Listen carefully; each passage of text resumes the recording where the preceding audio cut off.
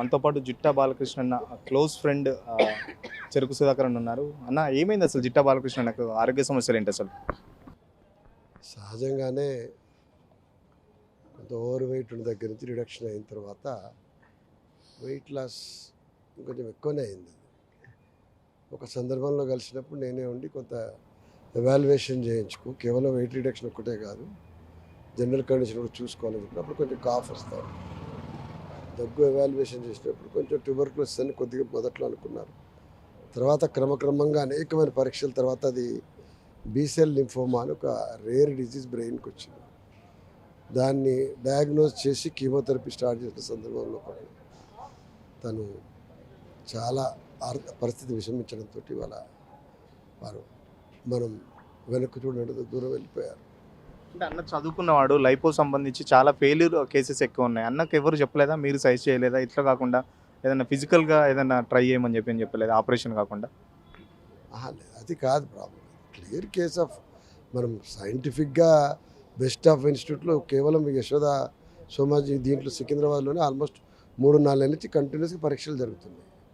తను ఎక్కడ నెగ్లెక్ట్ చేసింది ఏమి లేదు. సహజంగానే కాఫ్ దగ్గు వచ్చినప్పుడు సాధారణమైంది అనుకున్నాడు. నాలాంటి వాడు వెంటనే ఇట్లా కాదు, కుదరదని చెప్పేసి ఎంబడే సజెస్ట్ చేయడంతో నేను మధ్యాహ్నం సజెస్ట్ చేసిన సాయంత్రానికి తను ఎంబడే ఫిజిషియన్ కన్సల్ట్ చేయడం, మిగతా ప్రాసెస్ స్టార్ట్ అయిపోయింది.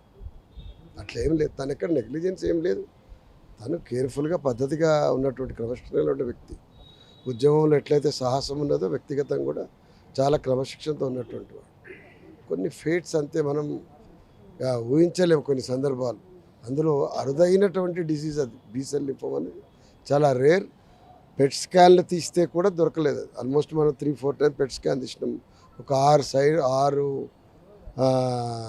టైమ్స్ ఆల్మోస్ట్ మనం అదేంటి ఎంఆర్ఐ తీసినాం. డిఫరెంట్ ఇన్వెస్టిగేషన్ చేసి అల్టిమేట్గా బ్రెయిన్లో డైరెక్ట్గా ట్యూమర్ ఉన్న ప్లేస్కు మనం నీడిల్ పంపించేసి ఆస్పిరేట్ చేసి బాంబే పంపించి కన్ఫర్మ్ చేసుకున్న తర్వాత కీమోథెరపీ స్టార్ట్ చేసి. అంటే నల్గొండ జిల్లాలో దాదాపు మీ ఇద్దరిది ఒకటే ప్రస్థానం, పార్టీలు చేంజ్ అయినా ఒక పార్టీకి వచ్చిన మీ ఇద్దరిది ఒకటే రకమైన రాజకీయ పరిస్థితి ఎట్లా చూస్తున్నారు? సరే, కొంతమంది నష్టజాతకులని అంటే అనవచ్చు, కానీ మేము ఇష్టంగానే ఉద్యమాన్ని ప్రేమించినాం. కొంతమంది అనవచ్చు అంటే ఎమ్మెల్యేలు కాలేదు, ఎంపీలు కాలేదని. మా పాత్ర సుస్థిరమైంది. తెలంగాణ ఉద్యమంలో స్వరాష్ట్రం అయితే వచ్చింది. ఓ 10 ఏళ్ళు టీఆర్ఎస్ గవర్నమెంట్ తెలంగాణ తెచ్చినమని పోరాడినటువంటి పార్టీ అధికారంలో ఉంది. వాళ్ళ ఇచ్చినమని చెప్పుకునే వాళ్ళ అధికారంలో ఎవరున్నప్పటికీ కూడా ఉద్యమకారులకు జరగాల్సింది ఇంకా చాలా ఉందనే అంశం అయితే నిర్విధాంశం. ఇప్పటికీ బీఆర్ఎస్కి వచ్చిన తర్వాత మా అందరితో మేమందరం కలిసే పనిచేస్తున్నాం. వారు అనారోగ్యంతో పాలైనప్పుడు హరీష్ రావు గారు వచ్చిండ్రు, ఆ తర్వాత కేటీఆర్ వచ్చిండ్రు, జగదీష్, నేను కూడా 2 సార్లు వచ్చినాం. చాలామంది లీడర్షిప్ అంతా కూడా వచ్చింది. ఈరోజు కూడా అన్ని పార్టీల నుంచి వస్తారని ఆశిస్తామన్నా. నా రిక్వెస్ట్, ఈ రాష్ట్రం రావడంలో ఒక తెలంగాణ ఉద్యమకారుడి గౌరవాన్ని ఇనుమడింపజేయాలంటే ఈ ప్రభుత్వం ఆయనకు ప్రభుత్వ లాంఛనాలతోటి బాధ్యత తీసుకొని చేయాల్సిన బాధ్యతని భావిస్తాను. అన్న కుటుంబ నేపథ్యం ఎంతమంది పిల్లలు, భార్య, లేకపోతే కుటుంబం అంటే ఉద్యమంకి సంబంధించి కూడా చాలా ఖర్చు చేసుకున్నారు కదా వాళ్ళు. ఆర్థికంగా ఆయన కుటుంబం ఈ రాష్ట్రంలో ఆర్థికంగా నష్టపోయిన మాలాంటి వాళ్ళు కొద్దిమందిలో ఆయన ఒక్కడు. మామూలు నష్టపోవడం కాదు అది. ఎందుకంటే సమయం కూడా ఆల్మోస్ట్ ఒక జీవితకాలమే నష్టపోయాను. ఈ 30 ఏళ్ళ ఉద్యమంలో రకరకాలుగా నష్టపోయినటువంటి వాళ్ళు. అయినప్పటికీ ఇష్యూ కాదు. ప్రాణాలు కోల్పోయిన వాళ్ళ ముందర మేము పెద్ద we never feel like that. ఆయన కూడా నేను కూడా ఎప్పుడు అట్లేం అనుకోలేదు. ఇవాళ లైఫ్ పోయింది. దురదృష్టం ఏంటంటే 10 మందికి ఎక్కడికి వచ్చినోడు కేవలం ఉద్యమం ఒకటే కాదు, వ్యక్తిగతంగా కూడా అందరికీ ఎవరికి ఆపద ఉన్నా కూడా జిట్టన్న అంటే తన వర్క్ తాను చేసేవాడు. గతంలో భువనగిరి కాన్స్టిట్యున్సీ, మా గుండ్రాంపల్లి కూడా ఇదివరకు భువనగిరి కాన్స్టిట్యున్సీలో ఉండేది. ఇట్లా మా ప్రాంతంలో కూడా అందరికీ చాలా క్లోజ్గా ఉండి ఆర్థికంగా హెల్ప్ చేసినటువంటి వాడు. ఎన్ఆర్ఐగా ఉన్నటువంటి సోదరులందరినీ కూడా తెలంగాణ ఉద్యమాన్ని పట్టుకొచ్చినటువంటి వాడు. తన కంట్రిబ్యూషన్ చిన్నది కాదు. అంటే అప్పర్ మిడిల్ క్లాసు సెక్షన్ నుంచి తెలంగాణ ఉద్యమానికి తీసుకొని రావడంలో ఆయన పాత్ర చాలా గొప్పది. అంటే మేము చెప్పలేని పరిస్థితి. వాస్తవానికి బాలకృష్ణారెడ్డి గొప్ప నాయకుడు. ఎందుకంటే మేము భువనగిరి ప్రజలు ఒక మంచి నాయకుడిని పోడగొట్టుకున్నారు. మేము కూడా ముఖ్య అంచెల్లం బాలకృష్ణారెడ్డి గారు. ఆయన తెలంగాణ ఉద్యమంలో కీలక పాత్ర పోషించు.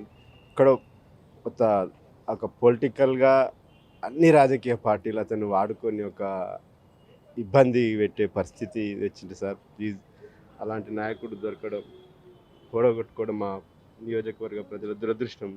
ప్లీజ్ చాలా బాధ. అన్ని పార్టీలు ఆయనకు మోసమే జరిగినాయి. ప్రతి ఒక్కరు ఆయనను మోసం చేసి వాడుకొని వదిలేసాడు ఆయన అంతే. ప్రతి ఒక్క ఆయన సొంత డబ్బులు సొంతంగా ఖర్చు పెట్టి అందరిని మోసం చేసిండు ఆయన. కేసీఆర్ మోసం చేసిండు ఫస్ట్. ప్రతి ఒక్కరు చాలా పైసలు ఖర్చు పెట్టండి కదా. ఇప్పుడు అన్న కుటుంబ నేపథ్యం ఏంటి? ఇప్పుడు అన్న కూడా చనిపోయిండు, వాళ్ళ కుటుంబం ఆర్థిక పరిస్థితి ఎట్లా ఉన్నది? అలాంటి ఇప్పుడు ఉన్నాయి చాలా ఆస్తులు అయితే అన్నీ పోయినాయి. మామూలుగా ఇప్పుడు ఒక గెస్ట్ హౌస్ ఒకటే ఉంది ఆయనకి, అంటూ ఏం లేదు. ఇక లాస్ట్ ఫైనల్ అది ఒకటే ఉంది. దాని మీద ఆధారపడే బతకడం జరుగుతుంది. ఇద్దరు కొడుకు బిడ్డ. పిల్లలు అమెరికాలో ఇంజనీర్ చేస్తున్నారు. మొన్ననే రీసెంట్గా వచ్చిర్రు. ఉన్న ఆస్తులు అయితే పెద్దగా ఏం లేవు. ఉన్నాయంతా తెలంగాణ ఉద్యమం కోసమే ధారాపోషణ మొత్తం. అన్న ఆయనకు ఎలాంటి ఆస్తులు లేవు. ఇక ప్రజలే ఆస్తులు, భువనగిరి ప్రజలే ఆస్తులు, మేమే అన్ని ముఖ్యము. కాబట్టి అన్నకు ఇలాంటి ఈ బాలకృష్ణ రెడ్డి అన్న దొరకడం మాకు చాలా గౌరవకారణంగా ఉంది. మేము ఇలాంటి నాయకుడు దొరకడం, మళ్ళీ ఇలాంటి జీవితంలో ఈ నాయకుడు దొరకడం మాకైతే తెలియని. మాకైతే ఆస్తి లేకున్నా సరేగా నన్ననైతే ఆస్తి లాంటి వాడు.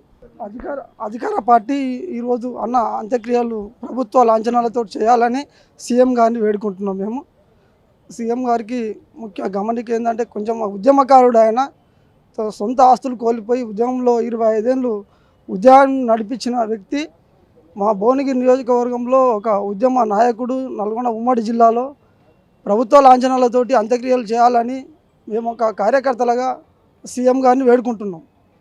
ఇన్ని రోజులు ఉద్యమాలు చేసిండు అన్న, కనీసం ఎమ్మెల్యేగా ఒక ప్రజాప్రతినిధి కాలం ఎట్లా చూస్తున్నారు? మీకు ఎట్లా బాధ అనిపిస్తుంది? మాకు ఆయన ఎమ్మెల్యే కాకుండా మాకు ఎమ్మెల్యేనే ఆయన. మా భువనగిరి నియోజకవర్గంలో ఆయన ఒక ఎమ్మెల్యేగానే మాకు సేవలు అందించిండు. మాకు వాటర్ ఫిల్టర్ కానీ మాది ఊరు వెంకిరాల, మూసి పక్కనే ఉంటుంది. మా నీళ్ళు ఉప్పు నీళ్ళు.